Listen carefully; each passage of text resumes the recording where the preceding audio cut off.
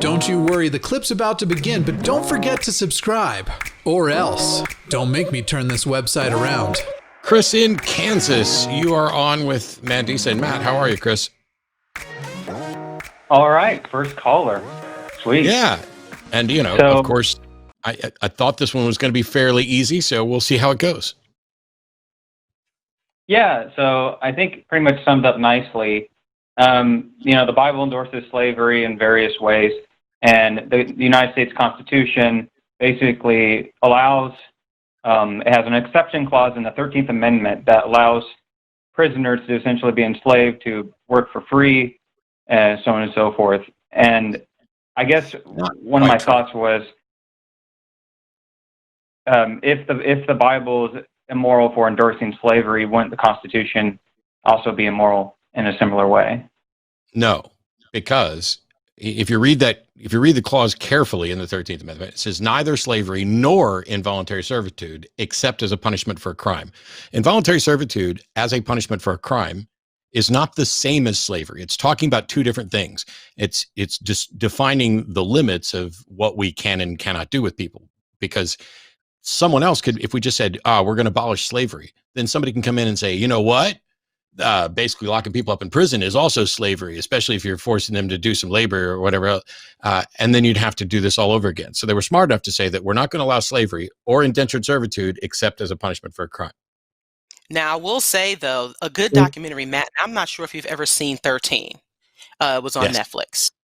Yeah, I think it is very, very, now on its face, it wouldn't be considered immoral. However, the institutions that have been created and perpetuated in the United States, and how it has adversely affected the economically disadvantaged and people of color, I would consider to be immoral and unethical.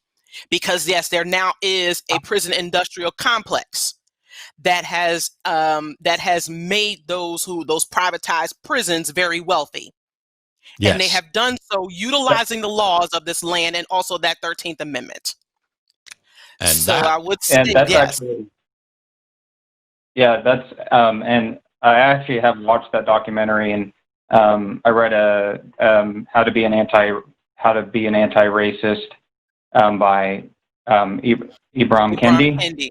And, yes. And great book, by the way. But yeah, that was one of the examples, because I think what muddies the water is like a lot of, slavery was a huge business at that time, and that money didn't just disappear. Mm-hmm. And so a lot of that went into the prison system that we have now.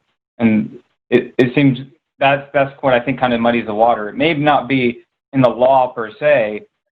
Prisoners, for example, have some form of rights that are far different than chattel slavery, but lots of times those rights are not even accessible. Like, just to give an example, like the freedom from cruel and unusual punishment is one that they have a right to avoid, but yet they get abused, oftentimes quite a lot. Right. Or like the ability to express your complaints about the condition you're in. Oftentimes they get punished by guards for snitching about the conditions they are in and things like that. Right. And even when prisoners are released, I think now there have been laws to overturn the rights, the fact that prisoners or ex-convicts can't vote once they are released. So I think there's now been legislation introduced to overturn that. Because once you are released from prison, that basically scars you, that brands you for life, depending on the level of, depending on the crime, but it could still do so. And I will tell you, I'm going to go back a bit for those who are maybe old school Black nationalists or are even a bit, familiar. The first time I read and got a better understanding of the 13th Amendment was from Assata Shakur's autobiography. Now, for those of you who are not familiar with her, she was a former Black Panther who was convicted for shooting a New Jersey state trooper with very, very flimsy evidence. The evidence was, they did not have enough evidence to truly convict her, and she escaped from prison. And she now lives in Cuba. Nobody better not go after her. But anyway, I'm just saying that, before, 13 and how to be anti-racist, I think is very good for this generation.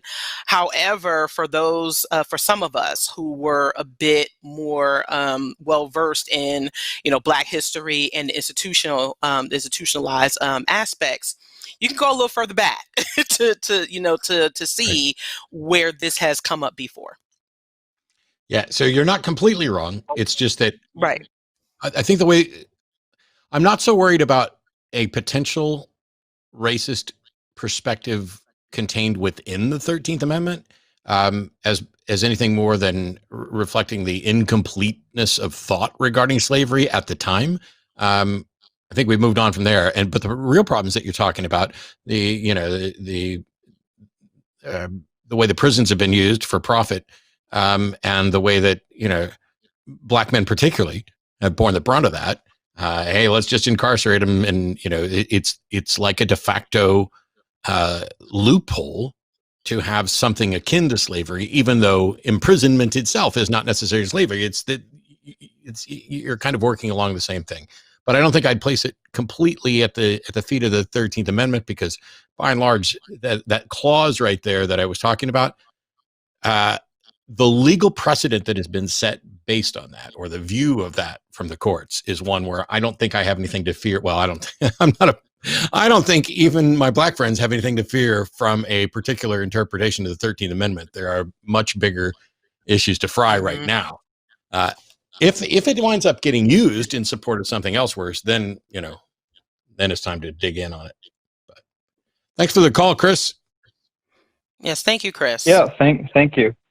You want to hang up on us or have me do it? Oh, I would love to hang up on you. I'd be a badge of honor for you to do it, Matt. Go for it. I'm just going to sit here and talk until you hang up, and then I'll act like I'm shocked that you hung up on me. No, you're done. Rambling. Oh my God, did he just hang up on me? Oh, I love it. It's one of the most fun things about doing this show. Hey, thanks for checking out this clip for The Line. While you're here, hit that like button, hit subscribe, turn on notifications, and then share this with that bitter uncle of yours who loves talking about the good old days.